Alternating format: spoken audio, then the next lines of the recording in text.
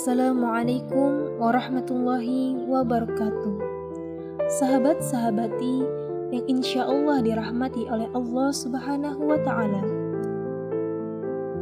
marilah bersama-sama kita panjatkan puji dan syukur kita kepada Allah Subhanahu wa Ta'ala atas rahmat dan karunia-Nya kepada kita semua, sehingga pada kesempatan yang baik ini kita masih diberikan kesehatan, masih diberikan kesempatan untuk bisa menjalankan segala aktivitas dalam kehidupan sehari-hari kita. Sahabat-sahabati yang insya Allah dirahmati oleh Allah Subhanahu wa Ta'ala, ternyata agama dan kesehatan itu saling berkaitan. Dengan kesehatan dan nikmat sehat, perlu kita pahami, perlu kita ketahui, dan perlu kita sadari bahwasanya banyak sekali orang-orang yang dalam keadaan tertentu mereka melupakan nikmat sehat. Padahal kita mengetahui bahwasanya kesehatan itu sangatlah penting.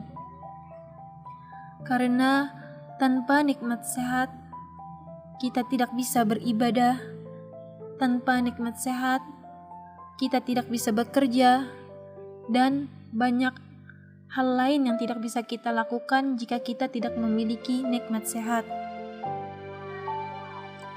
Sahabat-sahabati yang insya Allah dirahmati oleh Allah Subhanahu wa Ta'ala,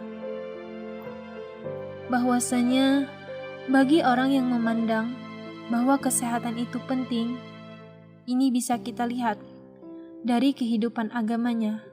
Contoh, seseorang yang tidak meminum minuman keras, pasti ia mendapatkan satu informasi yang sangat berharga dari agama yang dipelajarinya, yaitu Islam melarang kita meminum khamar, dan Islam juga melarang kita untuk melakukan hal-hal yang tidak bermanfaat yang dapat merugikan hidup kita. Sahabat-sahabati yang insya Allah dirahmati oleh Allah Subhanahu wa Ta'ala, ternyata banyak sekali kaidah-kaidah dalam Islam yang mengajarkan kita untuk hidup sehat. Kita melihat bagaimana Rasulullah Shallallahu Alaihi Wasallam mengajarkan umat Islam untuk puasa Senin Kamis dan puasa sunnah yang lain. Dan bagaimana Rasulullah Shallallahu Alaihi Wasallam mengajarkan kita tentang hal-hal lainnya yang banyak memiliki manfaat bagi kesehatan kita. Dari sana bisa kita lihat bahwasanya kebaikan-kebaikan dalam anjuran-anjuran agama itu sangat berhubungan dengan kesehatan. Sahabat-sahabati, perlu kita ingat kembali bahwa menjaga kesehatan itu sangatlah penting. Apalagi di masa pandemi COVID-19 sekarang, kita harus menjaga imunitas tubuh kita dan mematuhi protokol kesehatan agar kita terhindar dari sebaran virus dan tidak mudah tertular. Dengan itu, sebagai wujud rasa syukur kita kepada Allah Subhanahu wa Ta'ala yang telah memberikan kita rezeki berupa nikmat sehat, maka dari itu wajib untuk bagi kita untuk menjaga dan merawat tubuh kita. Merawat tubuh agar tetap sehat bisa dengan berbagai cara, seperti menjaga kebersihan, berolahraga, beristirahat yang cukup, serta makan makanan yang halal dan baik. Selain menjaga makan dan minuman yang baik, ternyata ada beberapa cara hidup sehat ala Rasulullah Shallallahu Alaihi Wasallam, yaitu tahapan dalam tidur yang ternyata juga sangat banyak memiliki manfaat bagi kesehatan. Nah, seperti apa ya kira-kira tahapan tidur sehat ala Rasulullah yang bisa kita terapkan dalam kehidupan sehari-hari? Yuk, mari kita simak penjelasan berikut ini.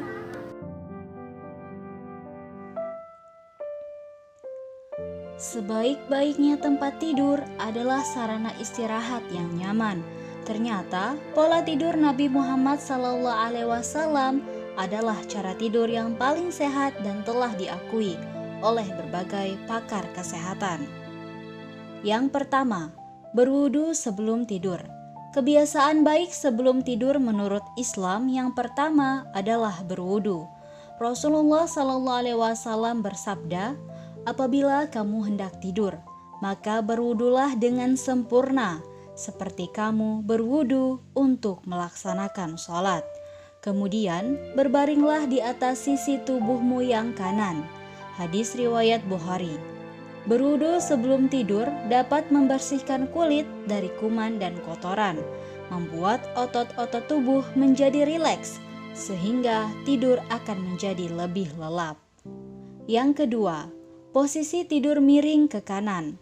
Rasulullah SAW bersabda, "Berbaringlah di atas rusuk sebelah kananmu." Hadis riwayat Bukhari dan Muslim. Tidur dengan posisi miring ke kanan dapat mengurangi resiko gagal jantung, sebab ketika tidur menghadap ke kanan, jantung yang berada di bagian kiri tubuh berada di atas, sehingga tidak tertindih oleh organ tubuh lain. Sedangkan manfaatnya, Ibnul Qayyim menjelaskan bahwa tidur berbaring pada sisi kanan dianjurkan dalam Islam agar seseorang tidak kesusahan untuk bangun sholat malam. Tidur pada sisi kanan lebih bermanfaat pada jantung, sedangkan tidur pada sisi kiri berguna bagi badan namun membuat seseorang semakin malas.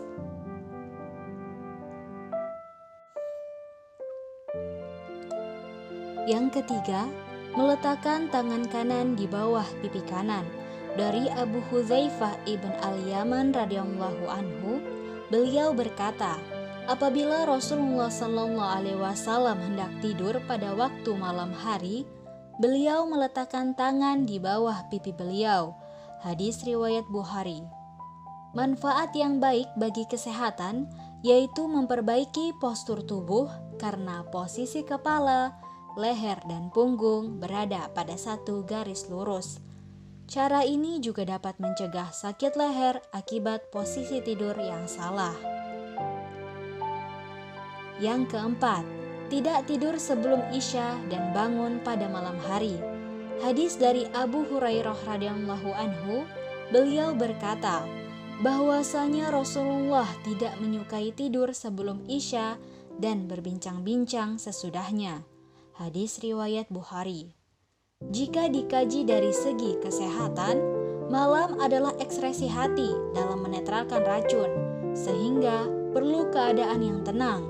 Namun, apabila kita begadang, maka sekresi ini tidak berjalan lancar sebagaimana mestinya, sehingga dalam kurun waktu yang panjang dapat menyebabkan penyakit kanker hati.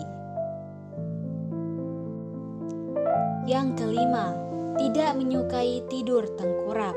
Kebiasaan tidur cara Rasulullah SAW selanjutnya adalah dengan tidak tidur dalam posisi tengkurap. Kata Imam Tirmizi membawakan hadis yang didapat Abu Hurairah bahwa saat Rasulullah melihat seseorang berbaring tidur dengan posisi tengkurap, maka beliau pun bersabda, "Ini adalah cara tidur yang tidak disukai oleh Allah." Hadis riwayat Ahmad.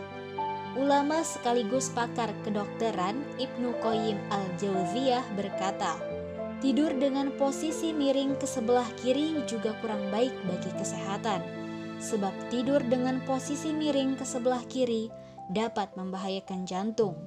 Ilmu kedokteran modern membuktikan tidur tengkurap berbahaya, apalagi saat tidur pulas dan lama.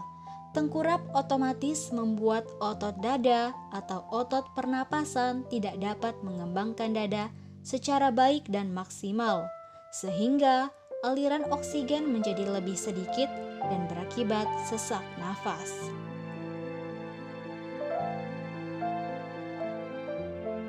Yang keenam, mematikan lampu. Mematikan lampu menjelang tidur merupakan salah satu ajaran Rasulullah SAW. Dalam hadis yang diriwayatkan Bukhari, Rasulullah Shallallahu Alaihi Wasallam bersabda, "Padamkanlah lampu-lampu di malam hari pada saat kalian tidur malam. Kuncilah pintu dan tutuplah bejana makanan dan minuman." Sebuah penelitian yang dilakukan oleh ahli biologi John Robert menunjukkan tubuh baru bisa memproduksi hormon melatonin pada saat tidak ada cahaya. Hormon melatonin diproduksi oleh kelenjar pineal dan antara lain berfungsi untuk mengatur ritme tidur, untuk meningkatkan kekebalan tubuh, menjaga kesehatan jantung, menghambat peningkatan kolesterol, dan berfungsi sebagai anti kanker. Dampak serius bisa kita lihat dalam jurnal Cancer Genetics and Cytogenetics. Tulisan tersebut mengulas jika penerangan yang menggunakan cahaya buatan akan berdampak pada jam biologis tubuh dan menjadi pemicu ekspresi berlebihan dari sel-sel yang dikaitkan dengan pembentukan sel kanker.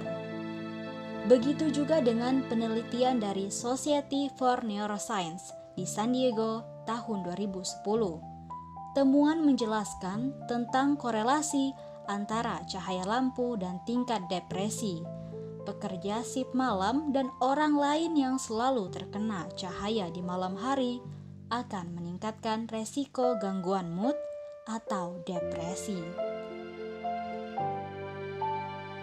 Semua penelitian ilmuwan barat ini tentu menjadi penguat dari hadis Nabi Muhammad Sallallahu Alaihi Wasallam tentang perintah tidur di dalam gelap. Padamkanlah lampu saat akan tidur, tutuplah pintu, tutuplah rapat-rapat bejana-bejana, dan tutuplah makanan dan minuman. Hadis riwayat muttafaq alaih. Nah, itu tadi tahapan tidur menurut sunnah Rasulullah Shallallahu Alaihi Wasallam. Ternyata di dalam tahapan tidur Rasulullah Shallallahu Alaihi Wasallam juga banyak memiliki manfaat bagi kesehatan. Baik sahabat-sahabati semua, semoga tayangan ini dapat menambah ilmu pengetahuan kita dan dapat kita amalkan dalam kehidupan sehari-hari. Sekian, terima kasih, sampai jumpa.